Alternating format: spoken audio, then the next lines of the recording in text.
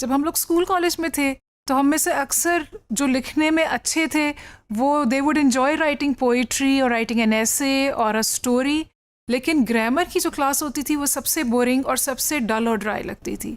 शायद यही वजह है कि अक्सर हमारे कोई कॉमन एरर्स हैं जो अब इतने देर a part of our language that we don't even know that those are errors, and that's why it's important if you want to take up writing professionally to get your grammar and punctuation right.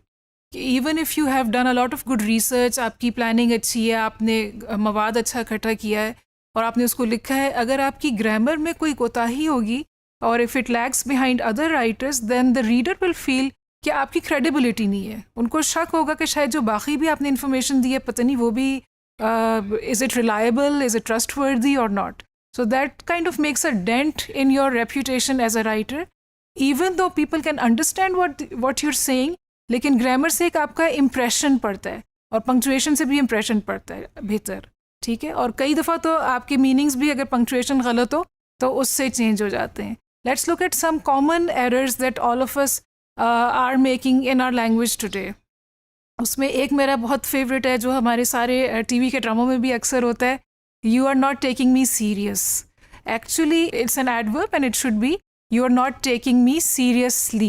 That's the correct version. लेकिन हम उसको गलत version को इतनी दफ़ा सुन चुके हैं कि हमें लगता है कि अब यही ठीक है। इसी तरह एक और एग्जांपल है, बहुत कॉमन है, सब कहते हैं जब कोई काम हो जाए कंप्लीट हो जाए तो देन वी ऑल से thanks God. Actually, the correct phrase is thank God. The S is surplus in there. That's the correct version.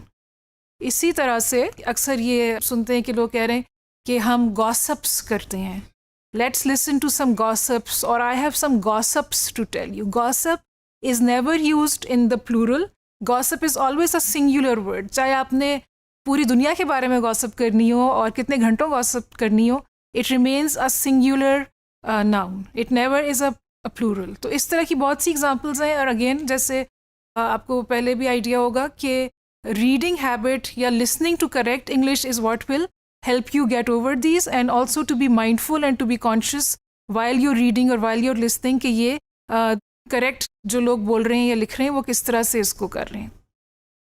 तो इसी तरह से एक और भी है biasness का word which means prejudice, commonly use होता है, हालांकि the actual word is bias.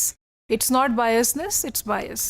So these are all some common errors that I've experienced in people around me. So I thought I should share that with you, and I'm sure there are many others that you can think of. अच्छा, grammar और punctuation से क्या फ़र्क पड़ता है? अब एक जुमला है, उसमें अगर आप कहें लेट्स ईट, आपने अगर अपनी ग्रैंडमा को खाने के लिए बुलाना है और ये जुमला इंग्लिश में कहना है तो वर्ड्स हैं लेट्स, ईट और ग्रैंडमा।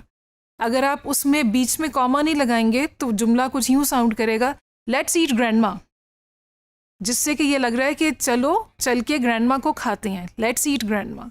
अगर आप कॉमा सही जगह पे लगाएंगे, लेट्स ईट के बाद कॉमा लगाएंगे, तो फिर ये जुमला बनेगा लेट्स ईट ग्रैंडमा, यानी ग्रैंडमा आइए हम खाते हैं। So that's how sometimes incorrect punctuation can create funny situation, but it's incorrect and it as a writer it takes away from your authority and from your credibility. So these things are important.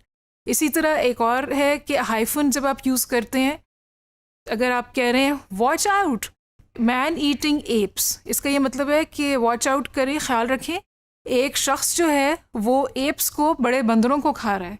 लेकिन अगर आप इसमें सही जगह पे hyphen लगाएंगे man eating के बीच में, तो उससे ये पता लगेगा वॉच आउट, वो एप्स हैं जो कि इंसानों को खाने वाले एप्स हैं वहाँ पे, watch out man eating apps. So that's how it changes the meaning and sometimes it can create confusion also. इसके बारे में अभी इतना ही है कि ये आपको अगर लगता है कि you may be doing well in your studies in other subjects and you might think कि ओ मुझे ग्रामर की ज़रूरत नहीं है, बट गेस व्हाट, हर राइटर को, even professional writers have some errors that they constantly make, and so we need to look at grammar and take it seriously and not think कि ओ मेरे आइडियाज़ बड़े अच्छे हैं या मेरे पास स्टोरी बड़ी अच्छी है सुनाने के लिए, क्योंकि वो सारी चीज़ें कॉम्प्रोमाइज़ हो जाएंगी if the grammar and punctuation is not correct. Thank you.